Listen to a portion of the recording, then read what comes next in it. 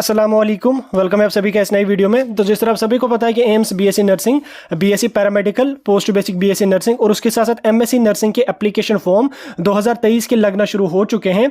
तो basic registration जो आपकी है वो 15 फरवरी से शुरू हो गई और 16 मार्च उसकी जहाँ पे लास्ट डेट रहने वाली है। आपको पता है कि जब आप बेसिक रजिस्ट्रेशन अपनी कंप्लीट कर देते हो उसके बाद आपको कोड जनरेट करना पड़ता है और उसके साथ साथ कोड जनरेट जब आप करोगे आपको जो है वो स्टीज चूज करनी पड़ती है। देन उसके बाद आपको फी जो है वो सबमिट करनी पड़ती है। देन फाइनल सबमिट आपको अपना एप्लीकेशन फॉर्म करना पड़ता है। तो इस बीच यहाँ पे जो आपकी कोड जनरेशन है उसकी यहाँ पे डेट्स आ चुकी हैं। इस वीडियो में मैं आपको डेट्स बताऊंगा, कोड आपको कब से कब तक जनरेट करना है और सिटीज कब से चूज करनी, एडमिट कार्ड्स कब आ जाएंगे, सब कुछ मैं आपको इस वीडियो में बताने जा रहा हूँ। वीडियो को पूरा एंड तक देख लेना, चैनल को भी सब्सक्राइब कर देना और टेलीग्राम ग्रुप हमारा ज्वाइन कर देना, लिंक उसकी आपको डिस्क्रिप्शन में मिल जाएगी। तो चलिए वीडियो को स्टार्ट कर लेते हैं। तो देखिए आज 2 मार्च है, आपको पता है कि 1 मार्च से जो है वो AIIMS BSc nursing, paramedical, post basic BSc nursing की कोड जो जनरेट करने हैं वो यहाँ पे शुरू हो चुके हैं। यहाँ पे आपको स्क्रीन पे दिख रहा होगा कोड जनरेशन जो है वो आपका 1 मार्च से लेके 22 मार्च तक यहाँ पे आपका कोड जनरेशन की प्रोसेस है वो चलेगी। जिन कैंडिडेट्स ने बेसिक रजिस्ट्रेशन अपनी कंप्लीट कर दी है, डॉक्यूमेंट्स में क्या था, एक थंब इंप्रेशन था, फोटो और सिग्नेचर था, वो उन्होंने अपलोड कर दिया है।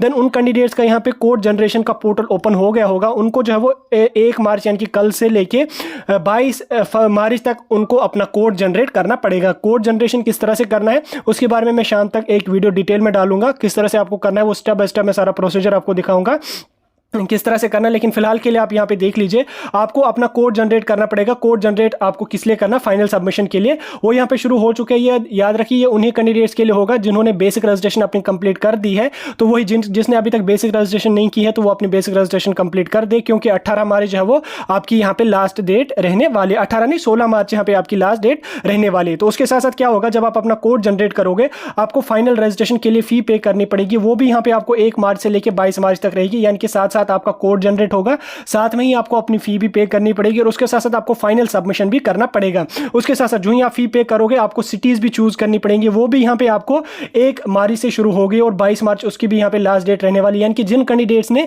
बेसिक रजिस्ट्रेशन अपनी कंप्लीट कर दी उनका अब सारा एप्लीकेशन फॉर्म की जो सबमिशन की प्रोसेस है वो यहाँ पे शुरू हो चुकी है।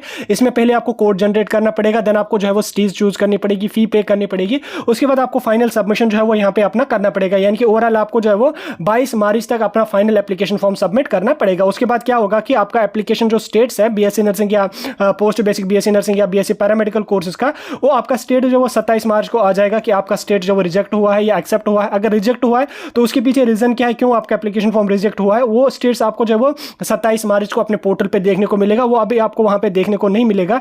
जब आपका वहां पे फॉर एग्जाम्पल किसी कैंडिडेट का अगर वहां पे रिजेक्टेड स्टेटस दिखा रहा है तो उस कैंडिडेट को यहाँ पे 2-3 दिनों का टाइम दिया जाएगा, 31 मार्च तक। जो भी उसमें डॉक्यूमेंट्स में कोई गड़बड़ है या कोई भी इशू है, क्योंकि अगर आपका रिजेक्ट हो जाएगा उधर आपको रीजन भी देखने को मिलेगा क्यों आपका एप्लीकेशन फॉर्म रिजेक्ट हुआ है। अगर उसमें डॉक्यूमेंट कोई आपने गलत डाला या कुछ एड्रेस आपने गलत डाला या कोई भी डिटेल उसमें आपने गलत फिल कर दी है तो उसको एडिट करने के लिए आपको जो है वो 31 मार्च तक आपको टाइम दिया जाएगा। आप उसको जो है वो ठीक कर सकते हैं।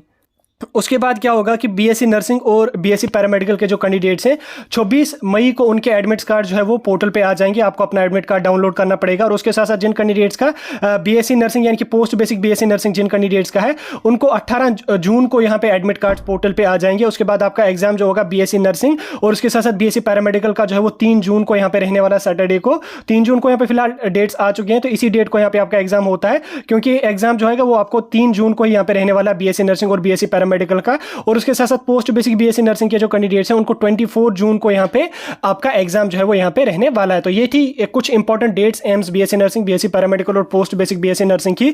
तो जो मैंने आपको डिटेल में समझाने की कोशिश की, इसमें कुछ खास इंपॉर्टेंट नहीं था, बस इंपॉर्टेंट ये था जिन कैंडिडेट्स ने बेसिक रजिस्ट्रेशन अपनी कंप्लीट कर दिया उनको कोड जनरेट करना है, देन उसके बाद सिटीज चूज करनी है। सिटीज चूज करने के बाद आपको अपना एप्लीकेशन फॉर्म सबमिट करना है, फाइनल सबमिशन करना है। तो इस सारे प्रोसीजर के बारे में मैं डिटेल में स्टेप बाय स्टेप एक वीडियो डालूंगा शाम तक, जिसमें आपको लाइव करके दिखाऊंगा कोड किस तरह से जनरेट होता है, सिटीज आपको किस तरह से चूज करनी पड़ेंगी और आपको एप्लीकेशन फॉर्म अपना फाइनल सबमिट किस तरह से करना पड़ेगा। सब कुछ मैं आपको डिटेल में बताऊंगा। लेकिन तब तक आप जो है वो, अगर कोई कैंडिडेट ने अभी तक रजिस्ट्रेशन नहीं किया तो वो अपनी बेसिक रजिस्ट्रेशन कंप्लीट कर दीजिए। उसके बारे में मैंने डिटेल में वीडियो डाला, स्टेप बाय स्टेप मैंने सारा प्रोसीजर दिखाया किस तरह से आपको करनी है, उसकी भी लिंक आपको डिस्क्रिप्शन में मिल जाएगी। तो चलिए वीडियो को यहीं पे खत्म कर लेंगे। इसके रिगार्डिंग कोई कंफ्यूजन, कोई भी डाउट होगा आप कमेंट सेक्शन में बता सकते हैं।